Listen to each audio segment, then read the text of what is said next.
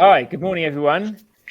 Thank you very much for joining us today. Really excited about this session on Cabernet Franc. Just a little bit of housekeeping before we kick off. I think most of you have your microphones on mute. That's great if you could keep it that way for the session, but it is lovely to see some faces. It's always a bit weird speaking out into the ether without seeing some faces, so do feel free to keep your cameras on. My name is Ed MERRISON. For those of you, many of you, most of you who don't know me, I am a WSET diploma educator, and I have my own media and education venture called Vininspo. I've also worked with, and continue to work with, actually, a couple of importers, Bibendum and Cellarhand, which have a wide range of Loire wines, including wines Cabernet Franc from Saumur, Champigny, Chinon, Bourgueil, Saint-Nicolas-de-Bourgueil. So the regions that we're going to today. Love the Loire, love Cabernet Franc. And for me, just very briefly, Cabernet Franc is a wine, a grape that I love because it ticks three what I think are really important boxes. One, it has this natural born distinction of character. You know what it is, and it's vital, it's pure, and it can be transparent. It also ticks the box of being very pleasurable in its simplest form. And it also, beyond that, has the potential to have real depth and detail when grown in specific areas.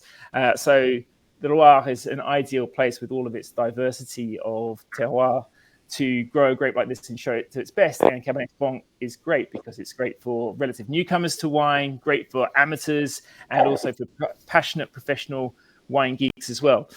Just before we kick off with the PowerPoints, Lucy might bring up the first couple of introduction slides for the PowerPoint, because I just want to give a little bit of an idea of how we're going to go about it. First of all, a quick thank you up front to the importers. We'll be hearing a little bit of their words on the wines as we taste those. I also want you to know there's a chat function here. You're very welcome to use it. Please put in observations, comments. It's always nice to see some interaction in there. And also, when we taste the wines, you'll also be hit with some very simple questions. They're closed questions. No one can see your responses, but your responses are really helpful. So if you can take a look at those and take a second to answer them, very simple, as I say, just your impressions, your opinions, your reactions on the wines. And the other thing with PowerPoint is just to say we're squeezing quite a lot in today. So please don't be alarmed if the pace seems quite fast. It will be recorded. You will be able to watch it back. And we will inevitably sort of ping pong around a bit, because we wanted to make sure that you were tasting wines through the session, so it wasn't just a dry list of facts.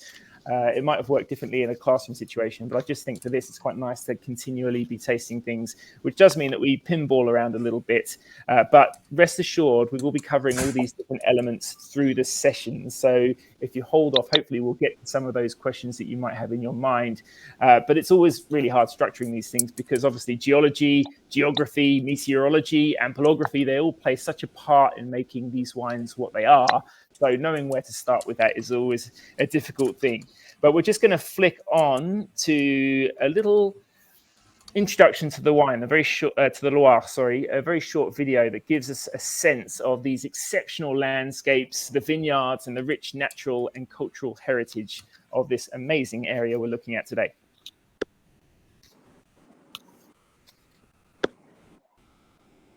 Takes a bit of time to get it up on the screen.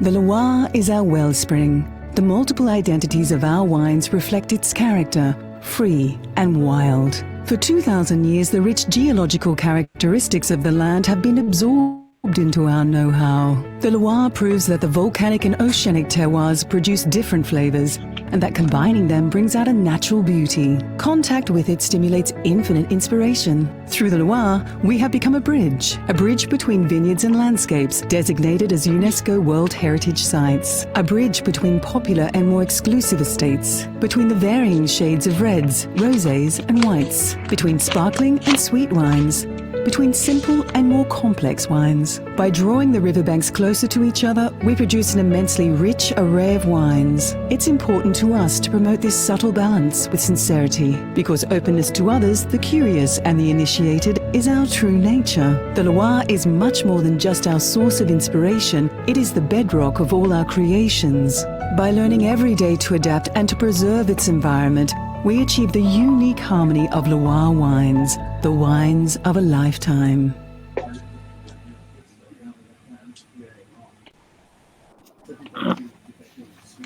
Okay, so we're here today really because of the keenness and proactivity of a group called Terroir, which is the Loire Wine Council, promoting Loire wines all around the world. And I just want to start with some context around Loire wines within the global picture. So just moving on to the next slide with some key facts about the region. So we're talking about producers and terroir from the Atlantic coast, so the Nantais, all the way to the eastern edge of Touraine. So this group doesn't actually cover the central vineyards where you'll find Sancerre and Pouilly-Fumé. We're talking about the Atlantic coast, the Nantais through Anjou, Saumur, and Touraine today. And it's a diverse, hugely diverse, really important growing area. 34 appellations d'origine protégée. So we'll be talking about those AOPs today. Also, one indication géographique protégée, IGP, which is the Val de Loire. You'll see there that 20% of production is exported. And this is where I guess we all come in if we're fans of diverse and interesting wines in telling the story overseas to people who are also interested. There's also some really encouraging signs in the area of sustainable business practices here. We're talking about 85% of organic farming among producers here, or some kind of environmental certification. So this is an adaptable, innovative, and forward-thinking area in the Loire.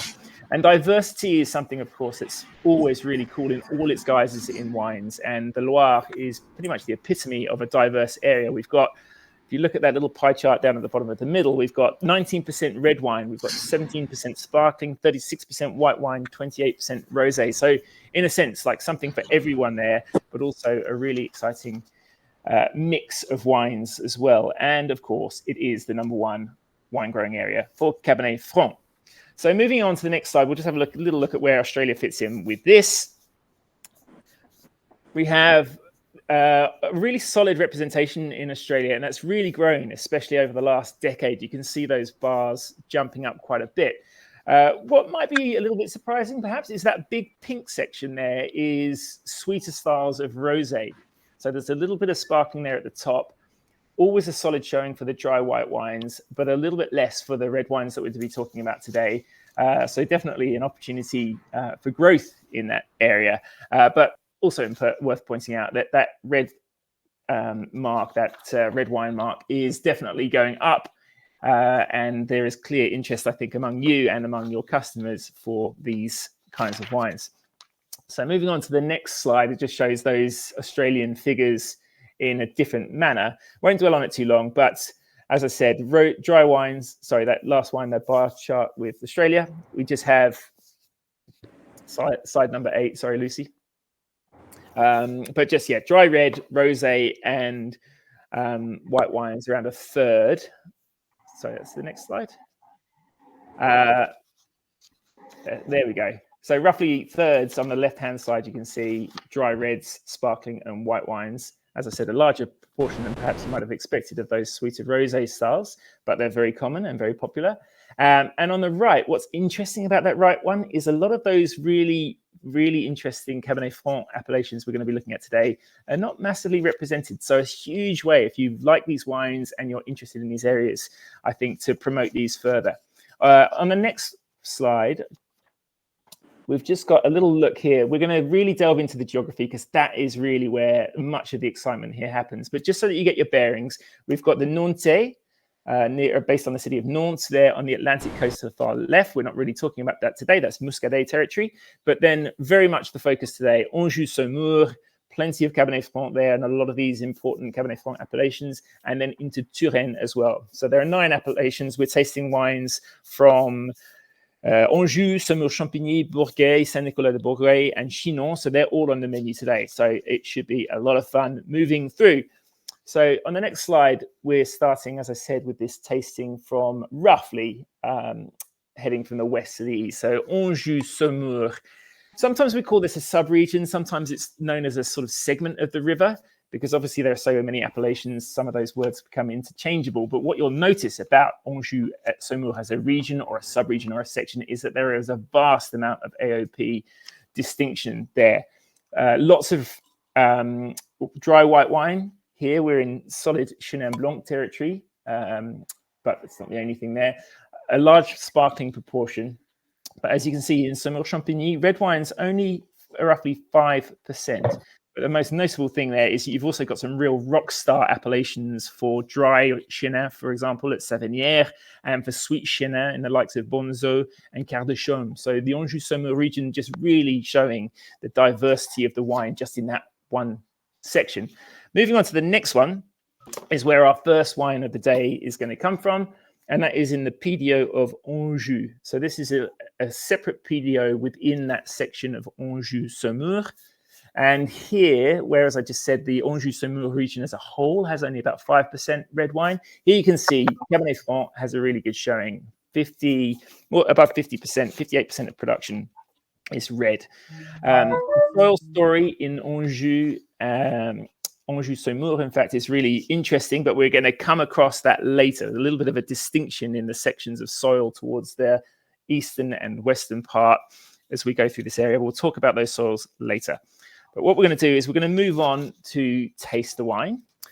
Just noting that your tasting sheets that you have excellent information, this information, in fact, on this card on the back of those sheets. And also you'll be fired the first question coming with the first wine we're going to look at. So if Lucy, you don't mind moving on a bit, we are going to progress to the first wine, which is Domaine Sauvrois, Cabernet Franc, Cuvée Aux Iris is the name of this one. It's actually from 2020. It's the oldest wine that we're going to look at today. And yeah, I'll leave you a couple of seconds just to taste the wine, have a little thought about what it represents to you. And just saying that we're going to talk about the soil story later on in this session. Just noting this one here is unique among our wines today and coming from schist soils. So I'll just give you a little second to have a quick taste of that wine. So that is the Anjou wine, and a question just popping up to you in a sec.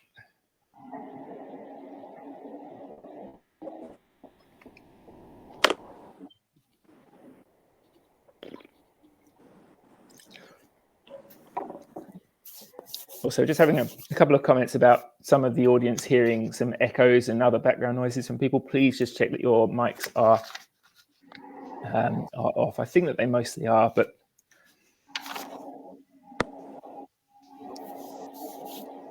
so wine number one, obviously we've got, I think one of the remarkable things is a lot of people will think of Cab Franc as being drink young wine. I know that this is only 5 vintages old, as it were, but plenty of youthful exuberancy about that wine, just showing its first signs of development. But that is the Sauvrois wine from Anjou. Okay, Lucy, if you would mind, we'll move on. If everyone's had a little second to look at that wine. As I say, any comments you want to make, please make in the chat function. I don't want to dwell on the wines too long, just because I don't want to tell you what to taste. I think it's really important that you focus on them yourself, but also because it's always good to keep that time moving along. As Jenny says in the chat there, please do let her know your thoughts on that wine. Okay, so moving on, keep dwelling on that wine. We're talking about Loire Cabernet Franc. Okay, this is the hero grape of the hour. So let's delve into this grape variety a little bit more. If you could bring up the next slide, please, Lucy. Okay, so Cabernet Franc has a very interesting history, actually. A lot of you might be surprised to know, I know I was actually when I first found this out, that its origins are actually in Spain, in the Basque Country, so just not too far across the border of France, but quite away from the Loire Valley it's traveled. Biturica, the original name for the grape variety, mentioned in texts from Pliny the Elder, who had pretty good taste actually in wine and food, and generally a great man of nature. And the exact arrival of the grape variety in the Loire is uncertain. Obviously, as it probably traveled up from the Basque Country, definitely took a foothold down there in Bordeaux, but made it to the Loire at least 500 years ago, because we've got mentions in text of the grape variety back then. So a very interesting history, and let's have a little look a bit more at the grape variety and how it presents today. If we can move on to the next slide, please. So here we have it. This is the most widely planted grape in the Loire Valley. Touraine and Anjou Saumur are the main sub-region for the variety. So as we said, just to get your bearings again, we've got that Nantes area over by the Atlantic. We've got the central vineyards over, which is that Sauvignon Blanc sweet spot. And then in that middle section, Touraine, Anjou Saumur is where a lot of the excitement happens for Cabernet Franc. It is, as we said earlier, capable of producing an array of styles. And I think sometimes perhaps we unfairly generalize Cabernet Franc as a varietal wine in making, as it does, these incredibly charming, pure drink young wines that are very fruity. But important to notice as well, or to note that as with a lot of grapes, I think that we regard as being particularly noble, to use that old expression, it does have the potential to make fantastic, structured, age-worthy wines that show incredible grace and diversity of aromas and flavors and texture as they age as well. Also, of course, widely used in rosé wines and as a sparkling component too.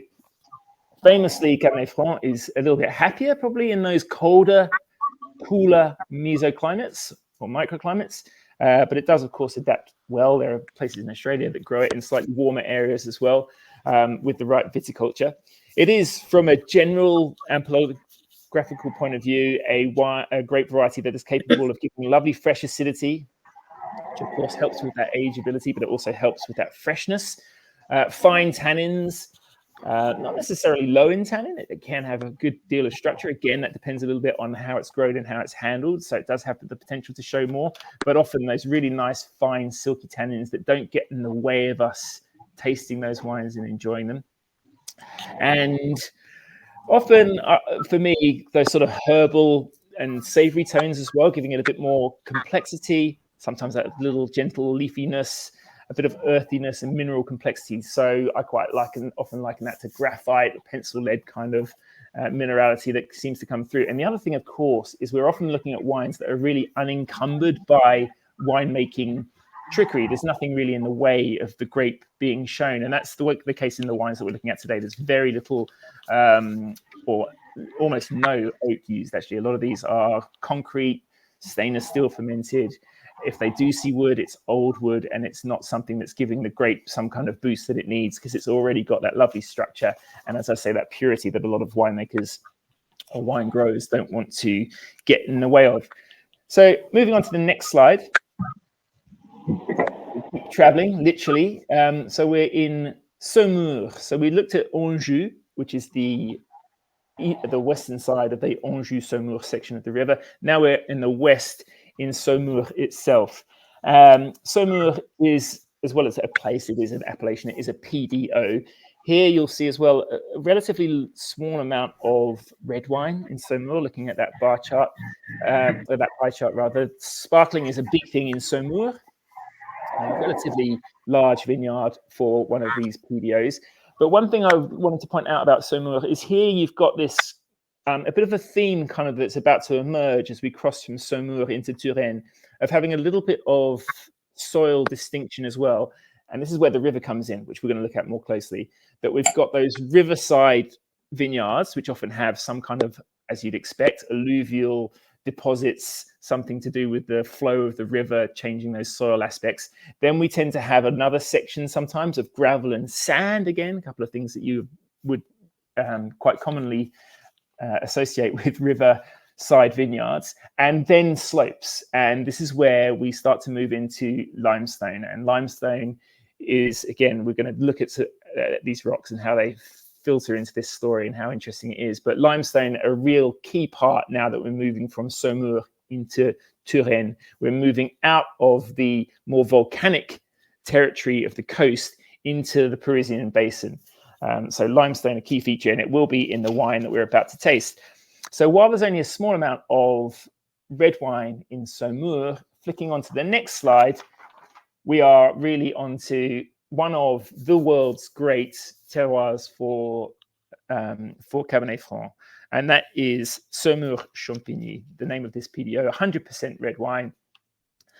We are looking at these areas where we have the tuffeau, so that's the soft, sometimes yellowish chalk hillocks and and slopes, and a really, really nice aspect and soil for growing what tends to be, to me, a very, very fine, pure, transparent, and often really floral and perfumed version of Cabernet Franc.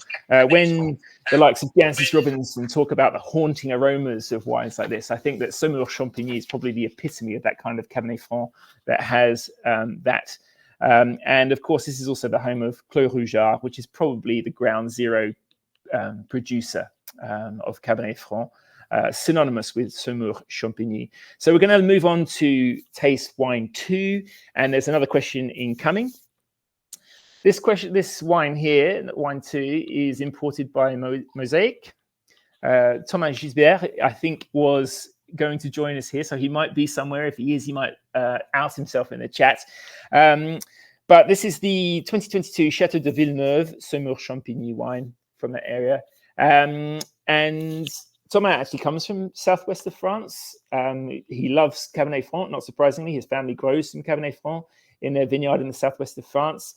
And as you taste this wine, I just want to say what Thomas says about it, because, or not about this wine specifically, but Cab Franc, because I think a bit of this might echo with our own thoughts, that he loves its personality, the sense of place that it shows in the Loire Valley, with beautiful, elegant wines in the right place and with the right grower.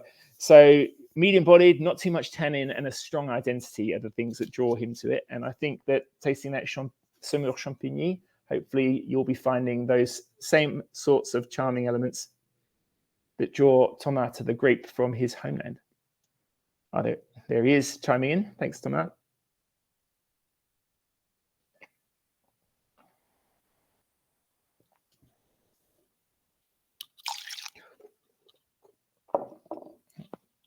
And again, talking about Cabernet Franc being a wine that can have lots of presence, there's plenty of both personality but also intensity in that wine. Again, as we expect, limestone soils, we're in that sort of Parisian basin, which is also associated with the vineyards, of course, of Burgundy. So we're not surprisingly going to have some of the similarities in terms of taste, intensity, and structure in those wines. So that is a nice look at Chateau de Villeneuve's Saumur Champigny. As I said, please keep answering the questions. The questions that your answers are only visible, not visible to people inside the session. So please feel free to answer away. It's very helpful to know your thoughts.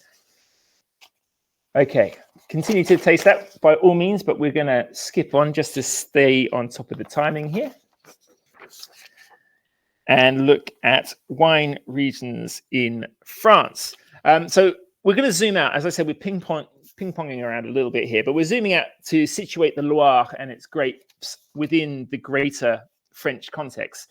So we're talking about a vineyard area that's very extensive. The PDO wines there, you can see in the bottom left-hand corner, you've got Bordeaux, Languedoc-Roussillon, that enormous stretch of land around the south of France, and the Loire Valley, represented by those by those yellow splodges coming inland.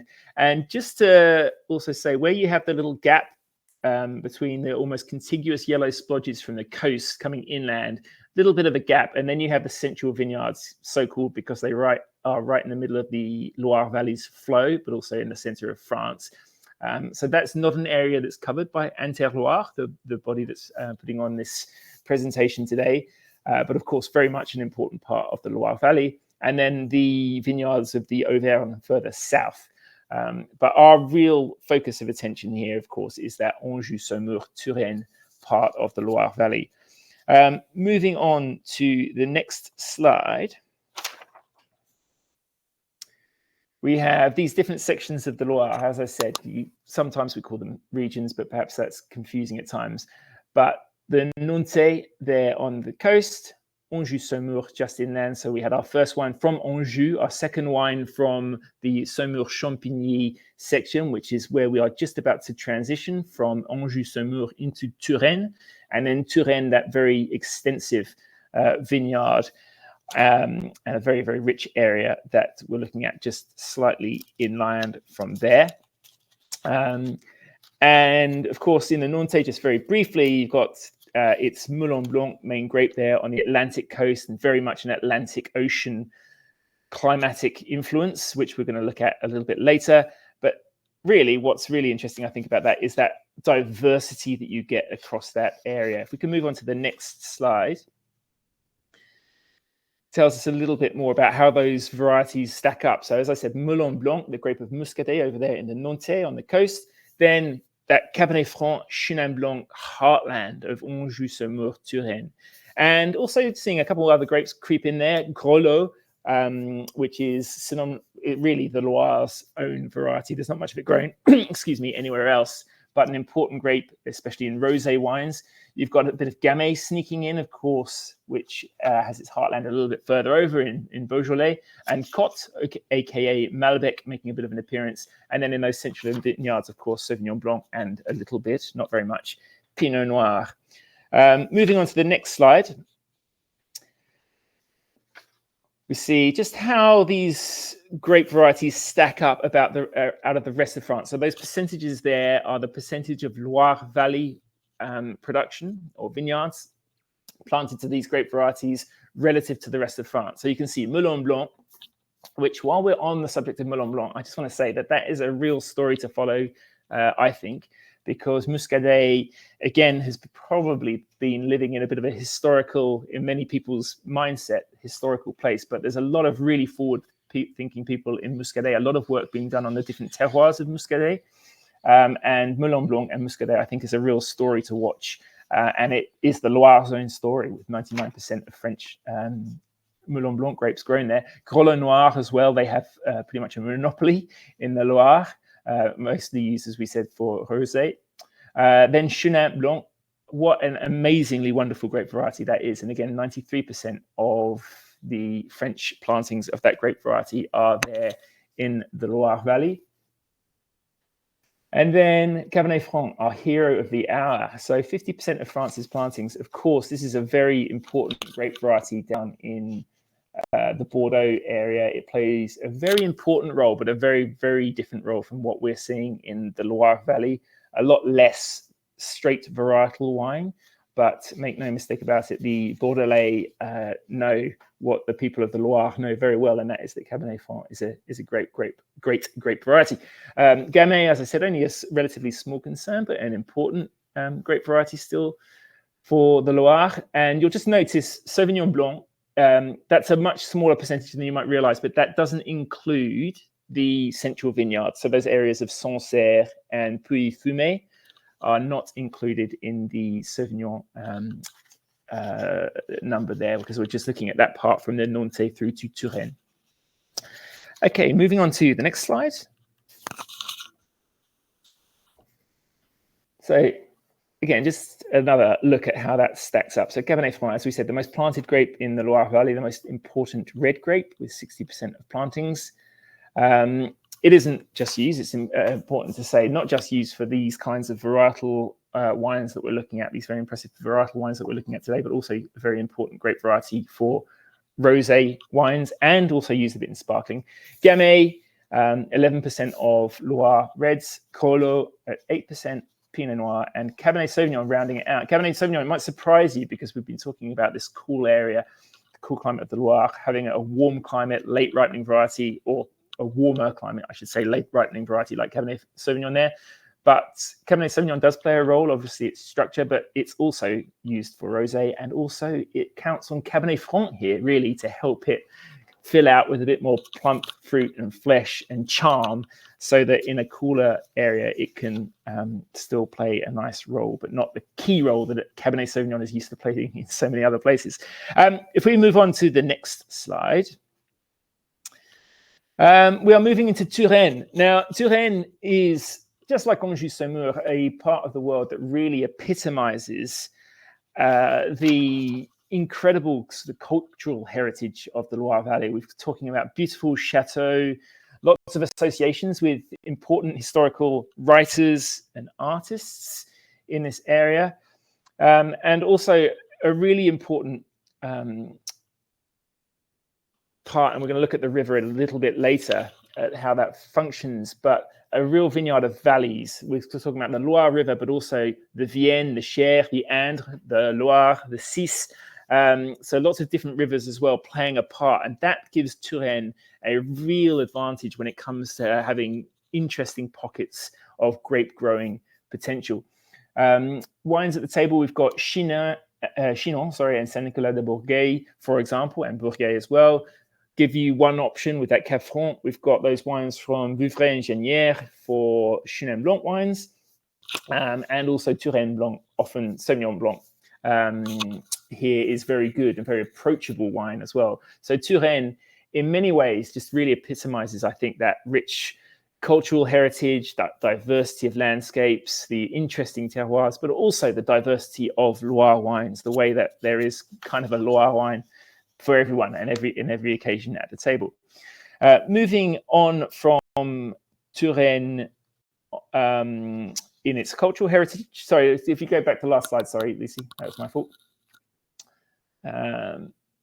One more back, that's it. This is specifically the region from a wine point of view. So we have, as I said, not as many AOPs as we saw over in Anjou, Saumur, but some very important ones. Obviously, big hitters like Vouvray, and these Cabernet Franc wines we're about to look at. You'll see an enormous bias towards white wine in Touraine, but that red wine percentage of 5% is by no means a small affair when it comes to quality and also distinction. We've got some really, really nice wines and areas that we're going to tuck into here within Touraine. But 88% of that wine is white, of course, with Vouvray probably being the flag bearer for those styles of sweet, dry, and fizzy, beautiful fizzy Chenin Blanc. Moving on to the next slide, sorry. We're just tucked in there. So that's helpfully, that map just points out that where Saumur is. So we just get our bearings. So we're just flipping across the border from Anjou, Saumur into the start of Touraine from the western side of that section of the river at the PDO of Bourgueil. And I hope, it looks like an odd word the way it's spelt, but I think the English version of that word as Bourgueil is actually probably roughly the simplest way of saying it, and therefore not too tricky a word to say. We'd never want anyone to be put off ordering a wine from such a lovely place because of the name being difficult to say. I don't know if that ever is a factor, but Bourgueil is pretty much there. And we're going to taste wine 3 in a second, so please make sure that you have that ready in your glass. And Bourgueil is the first of 3 really great Touraine Cabernet Franc appellations that we are going to look at. It's on the right bank of the Loire. So when I say right bank, of course, the Loire rises in the Massif Central. Further to the south, it comes up, kind of almost feels like it comes up roughly vertically, and then does that big turn towards the Atlantic Ocean. So this is the right bank, so on the northern side of the Loire Valley, covering 7 communes, red and a tiny bit of rosé, but this is Cab Franc territory, a really nice place. And again, I mentioned in the last slide when we're talking about Saumur, just how we've got those slightly different parts of the vineyard here. So Bourgueil, again, even though it's a relatively small and very high quality PDO, it does have a little bit of variety there because you've got the Parisian basins soils here, so the limestone kind of soils, but we still have those terraces and those riverside vineyards as well. So there is a little bit of a diversity in soil that a lot of the wine growers do use to differentiate between their perhaps younger drinking, fruitier, more transparent, straightforward and gorgeous Cabernet Franc, and some of the more structured wines that come from slightly rockier terroirs there. So moving on to the next slide, we're going to look at this wine here, Amiro, Clos des Carterons. And this is from vintage 2022. And the importer here is Enoteca Sydney. Again, Sally from Enoteca Sydney got in touch just to talk about the wine, just talking about how she loves Loire Valley Cabernet Franc's sense of place, its sense of history, and the energy. And I love that word in wine. I mentioned the word vitality earlier on, and I think that's another word that always springs to my mind when I think of Loire Valley wines. The English word vital shares the French word or the French stem of words like vif, lively, and that's something, that vitality is something I feel like you always feel in Loire Valley wines. I mean, we're talking about the garden of France, and I think it's something that really does stick out when you're looking at Loire Valley wines, just the freshness. They are such a evocation to me of beautiful, beautiful gardens and flowers and fresh air. And that wine smells rather lovely.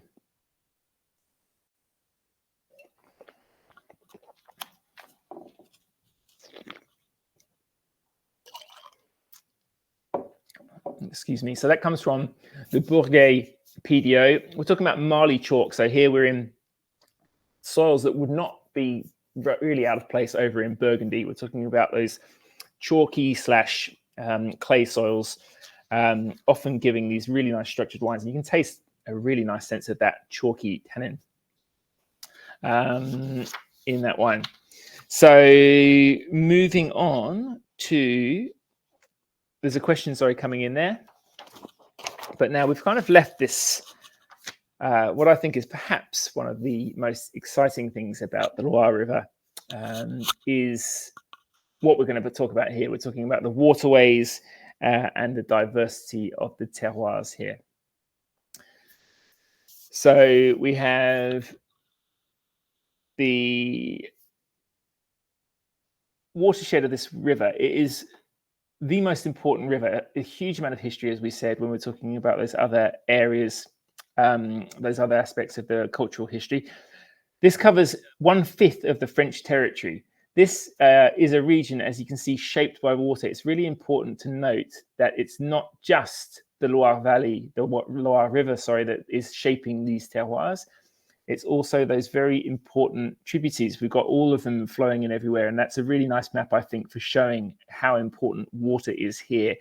Obviously, water affects microclimates and mesoclimates along the river, but also the presence of these rivers give us lots of different terroir possibilities as well, different aspects, different slopes, different soils. So all those things that as wine lovers we really like to delve into are all coming to the fore here with this river. And I think, as I said, that idea of the watershed there really does give us an idea of how that all comes together. Looking at the next slide, we just have a little bit of a look at ocean influences. So when I say this is really, to me, the crux of some of this. We've got Cabernet Franc itself that we've spoken about before, the attributes of that grape variety and why it is versatile and delicious in so many guises. But when we come to Loire Cabernet Franc specifically, this is where those dials can turn and become even more interesting. So we've got, as I said, that river and the aspects that change, the slopes that change, the soil difference that change, soil differences that come in because of both the river and those tributaries flowing into it. And we've also got this oceanic influence that changes as well. So again, that's another overlay to that riverside / mesoclimate thing. We have the ocean influences that change because we're talking about a really quite long area of wine growing. So we've got the Nantais, the bit closest to the ocean, of course, easily the most ocean affected climate. So a cool maritime climate where those wines grow. And heading inland from there, you have basically a diminishing climate as far as the maritime influence goes, and a stronger climate influence from the continentality. So that continentality idea is where we have slightly warmer summers, slightly colder winters, and potentially bigger shifts between day and nighttime temperatures, which can be a great thing for when we talk about continental climates, for ripening grapes in hotter temperatures in the ripening period, but where the nighttime temperatures tend to drop quite fast. So that gives the grapes a real opportunity to ripen really develop those fruit flavors, develop complexity, develop riper tannins, but also retaining great freshness. And that's something that we really do see. So that's more closely associated with those climates closer to the middle of the country. And as I say, back at the coast, we have those maritime climates, which tend to have a moderating influence on the climate. So although it's cool in Nantes, we do also have that slight extending of the season because water warms up and cools down much more slowly than land. So you have a little bit less temperature fluctuation, and that's good for ripening grapes. And so that is also a factor that comes into the way that grapes ripen in Anjou, Saumur, and it's diminishing a little bit by the time you get to Touraine, where you're getting a little bit of continentality, a little bit maritime. So as I say, it's just another overlay, adding interest to the grape growing picture of the Loire and adding a little bit more detail to how those vines ripen their grapes and how those potentially tannins and other structural elements, the acidity, develops in the wines. Moving on to the next slide, we're into a little bit more of the, I suppose, the geology side of that geography. And again, this overlay of terroir, and where a grape variety like Cabernet Franc, which can show extreme purity and transparency, can really show these differences in soils. We have two massifs, so two different geological events bookending this as we head towards the south. We've got the Massif Armoricain, which is the area closest to the coast, and that really affects what's happening underneath the ground around the Nantais and in the western part of Anjou, Saumur. So this is, I guess, what we would call rocky and volcanic influenced land. And bookended at the other side, as we head towards the south, you have the Massif Central. So you have another area of geological rockiness and upheaval over time. And sandwiched between that is the Parisian Basin, that enormous area of what was inland sea, which obviously is given the marine fossils and the chalk eventually and the limestone that makes up the soils of all that part of eastern Anjou Saumur, around the Saumur area, as we turn into Tours, the Touraine area, and of course continues into Chablis, Burgundy proper, or the Côte d'Or, and up into Champagne. And you'll notice that word just to the right of the Bassin Parisien, you've got Kimmeridgian. And of course, that is the word used most commonly in reference to Chablis soils. So a very, very similar soil area there. So again, talking about the diversity of the Loire, what's happening under that ground is really, really exciting. And if we move on to the next slide, this is just one I wanted to put in.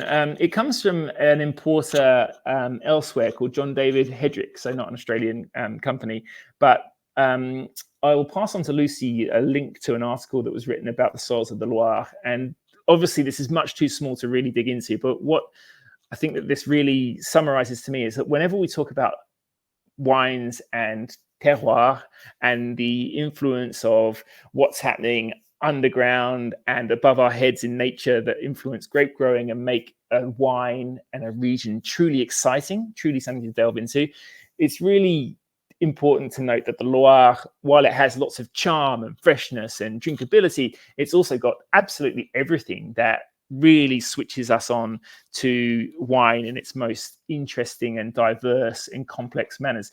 So the Massif Armoricain is that area of sort of pink, red, brown territory towards the Atlantic coast.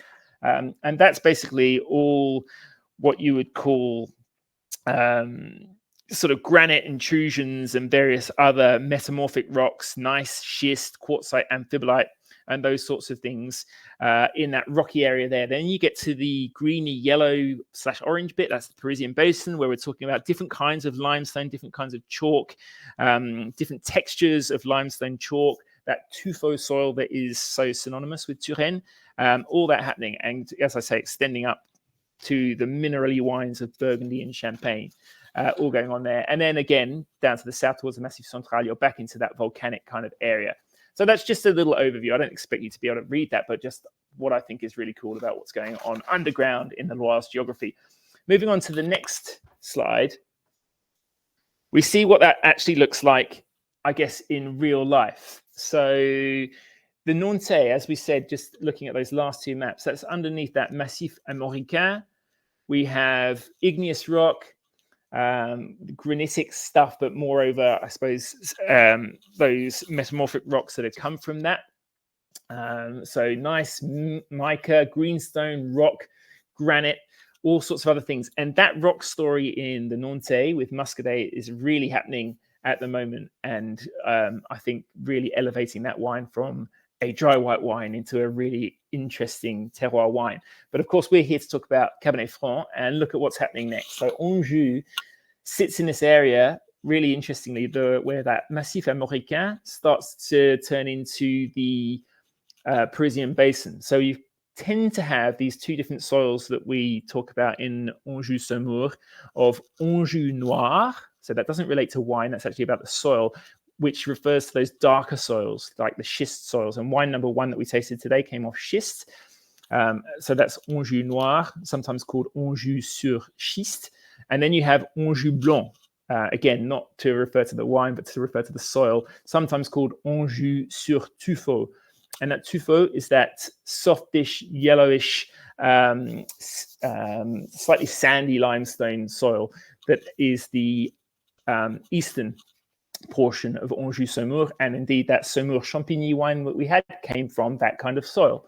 So Saumur, you see there, that's it, tuffeau, that kind of chalk. And that's where you have all those cellars dug out of the chalk cliffs in that sort of soil. And then Touraine starts to get a bit different because you've got, again, that tuffeau and limestone, chalk, various different aspects of that limestone, but also with bits of other stuff, partly relating to the river, that light gravel, bits of sandstone, siliceous sand as well, which is associated with the movement of those rivers and to the marine animals, etc., or organisms rather, that have broken down over time. So really interesting diversity of soil in Touraine. And then obviously we're a little bit less concerned today with the Centre Loire, so those Kimmeridgian soils and the flint that you get in Sancerre, Puy-Fumé. And then we're back, as I said, into that Massif Central, volcanic-ish influence stuff in the Auvergne. But again, just putting your eyes back to that sweet spot, Anjou, Saumur, Touraine. That's what we've got in mind, those soil differences. And as I say, pretty exciting differences. Moving on to the next slide. Again, I just wanted to put this one in. We've seen this slide before, but again, this is because we've pinballed around. I just want to bring us back to, okay, what does this look like from over and above? So again, you've got the Cabernet Franc, the 9 Cabernet Franc PDOs. Just to now get that in mind with the rocks that we've just seen, the Anjou. We're not looking at Anjou Village today, but we looked at Saumur/Saumur Champigny we've had a wine from. Then we dived into Bourgueil. And then we are about to move on and dig into 3 more wines. So if we move on to the next slide, we'll just do these one at a time. But first of all, Saint-Nicolas-de-Bourgueil. So within Bourgueil, there's this little section sort of hived out in its own PDO called Saint-Nicolas, Saint-Nicolas-de-Bourgueil. It is another very, very fine, almost purely red. There's 1% rosé, but Cabernet Franc area, just over 1,000 hectares of it. And again, talking about those soils, you have this little bit of a difference between the upper soils and the slopes of tuffeau, and what happens a little bit further down where you have sand and gravel, obviously a little bit closer to the river, and alluvial soils as well. So a little bit of variation in Saint-Nicolas-de-Bourgueil. And even within this small area, as I said, grape growers do tend to differentiate between the grapes that they see making really good drink young fruity wines and wines suitable for aging. But absolutely, Bourgueil, Saint-Nicolas-de-Bourgueil, and Chinon, the 3 that we're looking at from Touraine, they all can produce extremely structured, deep, resonant Cabernet Franc. But let's have a look at wine number 4.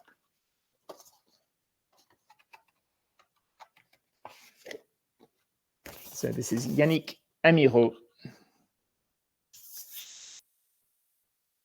And this is from Vintage and Vine, this wine.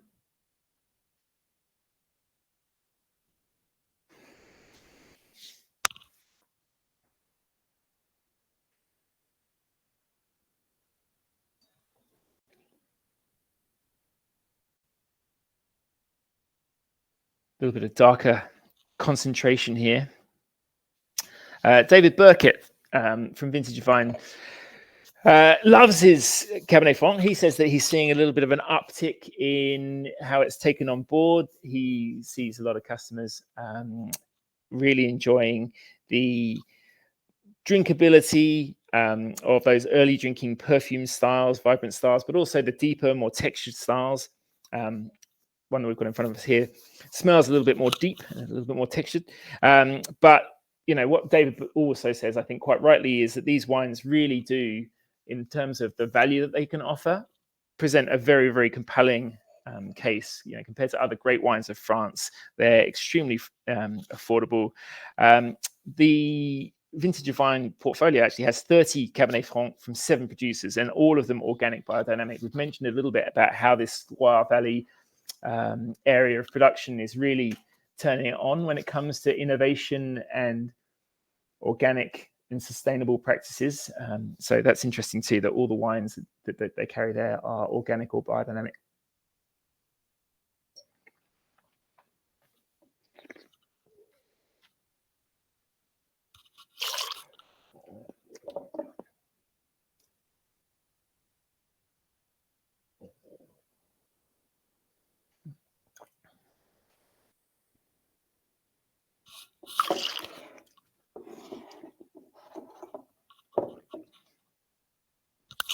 I don't always find it, well, I mean, I often don't find it useful at all to mention other wines in comparison. But if it is helpful, I suppose, sometimes to make that generalization, of course, you know, you can look at the importance of chilled fresh wines and the popularity of something like Beaujolais in terms of the headlines. I suppose it's been grabbing over the last years because of its usability and how popular it is with customers. And it's easy to see, isn't it, in a wine like that, how applicable this wine is to those same sorts of palates, those same sorts of occasions that people are enjoying, those fresh, fruity wines that have a little bit more to them as well, like a real sense of place throughout that wine, but also a real sense of enjoyment around brightness in that wine as well. So very applicable, I think, today to today's wine drinker in Australia. Another question there, wine 4. There's one more question to come with wine 5. Hopefully you're digging into those questions and keeping up with the wine tasting. We're going to keep moving because we've got 2 more to taste. We're roughly going to be on time, but we'll move on to the next slide, please, Lucy. Okay, so one more appellation only, and that is Chinon. So we are across the river now. As I said, we were on the right bank or on the north when we were in Bourgueil, in Saint-Nicolas-de-Bourgueil. We've just traveled south of the river to Chinon, which, as you can see, straddles actually another river called the Vienne. And as everyone will either know already or certainly have taken on board from what we've been talking about the diversity of the river and the diversity of the soils, that here we have a bit to play with because we've got both the banks of the Loire and the banks of the Vienne River to move us into a diverse area, potentially of soils, of aspect, of slope. And Chinon, with Saumur, Champigny, Bourgueil, and Saint-Nicolas-de-Bourgueil, this is the 4th of what I would say is a quartet of really great Cabernet Franc terroir that you do see quite regularly, and I think there could be an appetite to see even more of, producing lovely, pure, potentially drink-young expressions all the way up to those structured, more age-worthy examples. 3 kinds of soils here in Chinon. Again, those alluvial terraces of gravel/sand. You've got the limestone soils, harder limestone. You've also got that softer yellow tuffeau soil as well. So various different things to come. And Chinon is, as I say, an area for various different kinds of wines. 2 more wines to try. Maybe it might be worth looking at these side by side because obviously they come from the same PDO. But Chinon, rosé and white produced there, but red wine 87% of production. And as I said, a very, very highly regarded PDO. I'll give you a second to just have a look at those 2 wines 5 and 6 together. The question that's going to be fired at you relates to wine number 5. So wine 5 is the Domaine de la Noble. We'll just have them up one at a time on the slide, maybe. Domaine de la Noble. This is imported by Sebastian Crava, MS, from Real Wines. Le temps des cerises, the time of the cherries. They've all got, a lot of these have got really lovely evocative names, but the time of the cherries is this one. The soils here are clay and tuffeau. We're into a certified organic grower as well, as we've been pointing out several times over here. We've got some very forward-thinking farming of these grapes as well.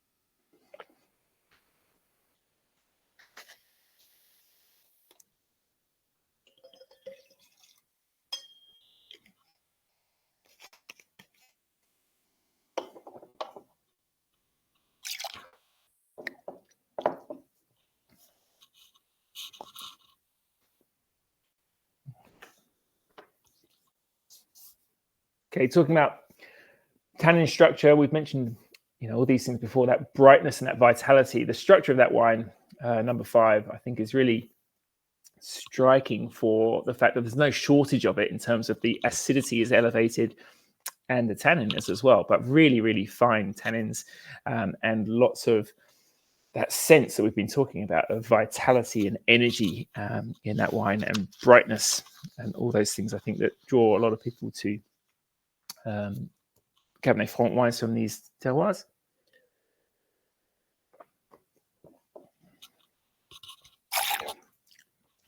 We'll just move to the final wine slide, please, Lucy.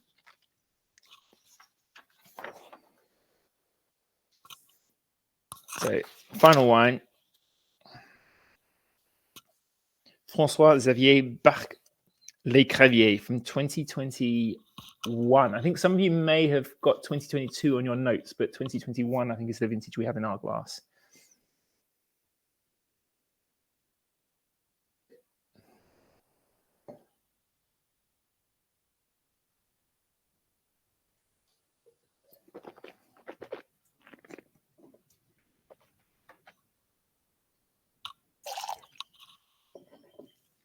Quite contrasting pair of wines.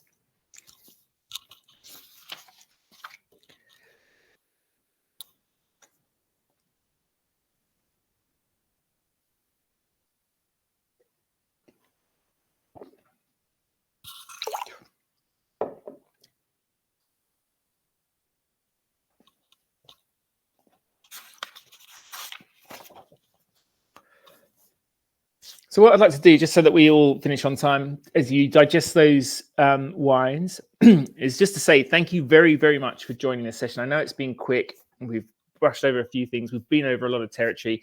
Hopefully you found a few things to take in, enjoy, a few things that have reminded you of what's to enjoy in these wines, but also the whole area of the Nantais, Anjou, Saumur, Touraine, the Loire and its diversity. I just want to say as well, in October, there will be more online webinars held by Terroir in multiple other countries. That these will be recorded and versions will be made available for you to view, or if you've found it useful, also for to point people in their direction.